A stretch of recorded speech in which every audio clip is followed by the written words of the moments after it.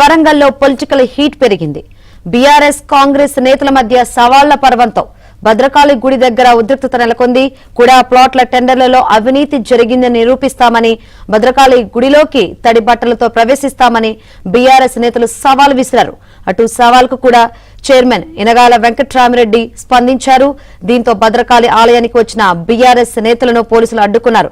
BRS నేతలు మర్రి యాదవరెడ్డి, జోరిక రమేష్ ను పోలీసులు అరెస్ట్ చేశారు. అటు కూడా ప్లాట్ల టెండర్ల వివరాలతో భద్రకాళి గుడికి చైర్మన్ ఇనగాల వెంకట్రామిరెడ్డి కాంగ్రెస్ కార్యకర్తలు వెళ్లారు.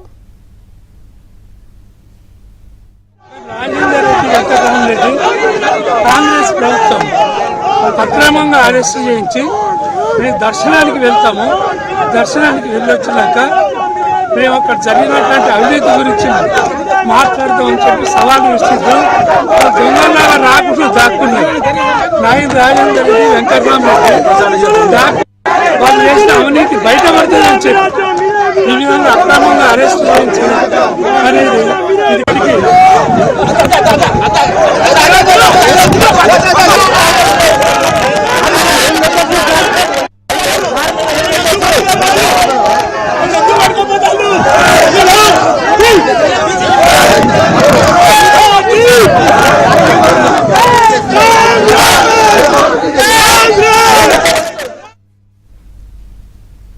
వరంగల్లో పొలిటికల్ హీట్ పెరిగింది. బీఆర్ఎస్ కాంగ్రెస్ నేతల మధ్య సవాళ్ల పర్వంతో భద్రకాళి గుడి దగ్గర ఉద్రిక్తత నెలకొంది. బీఆర్ఎస్ నేతలను పోలీసులు అదుపులోకి తీసుకున్న పరిస్థితులు అయితే కనిపిస్తుంది. సిచ్యువేషన్ తెలుసుకుందాం. మరిన్ని వివరాలు అందించేందుకు మా ప్రతినిధి నవీన్ లైవ్ ద్వారా సిద్ధంగా ఉన్నారు. నవీన్,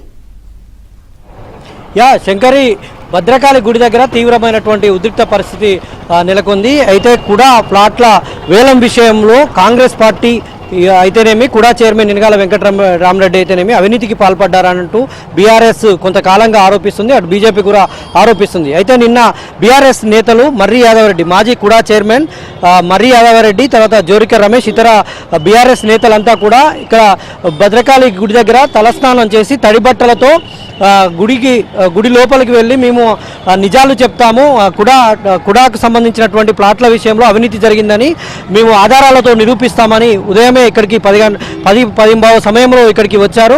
వాళ్ళందరినీ కూడా పోలీసులు అరెస్ట్ చేశారు. మనం చూస్తున్నాం పోలీసులు హడావుడి. మరోవైపు వాళ్ళు వస్తుండగానే కాంగ్రెస్ నేతలు కూడా పెద్ద సంఖ్యలో ఇక్కడికి చేరుకున్నారు. కాంగ్రెస్ నేతలు కూడా పెద్ద సంఖ్యలో చేరుకొని వాళ్ళకు సమాధానం చెప్పేందుకు వచ్చారు. అయితే కూడా చైర్మన్కు సంబంధించి కూడా చైర్మన్ ఆయన ఇంటి దగ్గర హన్మకొండలోనే ఆయన ఇంటి దగ్గరనే అరెస్ట్ చేశారు. వీళ్ళంతా కాంగ్రెస్ కార్యకర్తలు వాళ్ళకు బీఆర్ఎస్ నేతలకు సమాధానం చెప్పేందుకు వచ్చారు. కూడా చైర్మన్ ఇనగాల వెంకటరామరెడ్డి కూడా ఇక్కడికి రాబోతున్నారు. ఆయనను ఇప్పుడే కొద్దిసేపటి క్రితమే హన్మకొండలోని ఆయన స్వగృహంలో హౌస్ అరెస్ట్ చేశారు.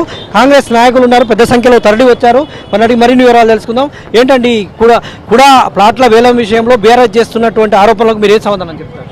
బీఆర్ఎస్ చేస్తున్నది అవాస్తవం, అవాకులు చెవాకులు పేలుస్తున్నారు. మాజీ కూడా చైర్మన్ యాదవ్ రెడ్డి గారు తడి బట్టలతో వచ్చారు. ఆయన ఎన్ని అవినీతి అక్రమాలు చేశారు, వినయ భాస్కర్ గారితో కలిసి ఎన్ని అవినీతి అక్రమాలు చేశారు, ఇది ప్రజలందరికీ తెలుసు. కానీ వారిలాగా మా కాంగ్రెస్ పార్టీ కూడా చైర్మన్ ఇనగాల వెంకటరామరెడ్డి గారు ట్రాన్స్పరెంట్గా ఈ ప్రొక్యూర్మెంట్ ద్వారా ప్రజలందరి మధ్యలో వేలం పాట ద్వారా గవర్నమెంట్కు ఆదాయంతో పాటుగా పేద ప్రజలకు అతి తక్కువ ధరలో ప్లాట్లను విక్రయిస్తూ ఈ వరంగల్ అభివృద్ధి చేస్తుంటే తట్టుకోలేక వీళ్ళు అవాస్తవాలు మాట్లాడుతున్నారు.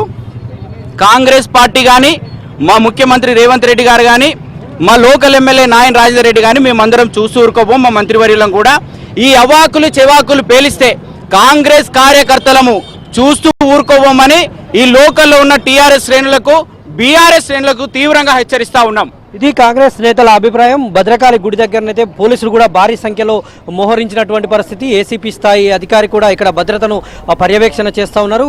అటు కూడా చైర్మన్ ఇనగాల వెంకటరామరెడ్డిని అయితే పోలీసులు హౌస్ అరెస్ట్ చేశారు. బీఆర్ఎస్ నేతలను కూడా ఉదయం వచ్చినటువంటి బీఆర్ఎస్ నేతలను ఇప్పటికే పోలీస్ స్టేషన్ కు తరలించారు. ఇక్కడైతే ఇంకా ఉద్రిక్తత కొనసాగుతున్నటువంటి పరిస్థితి కనిపిస్తోంది. Right, thank you Naveen.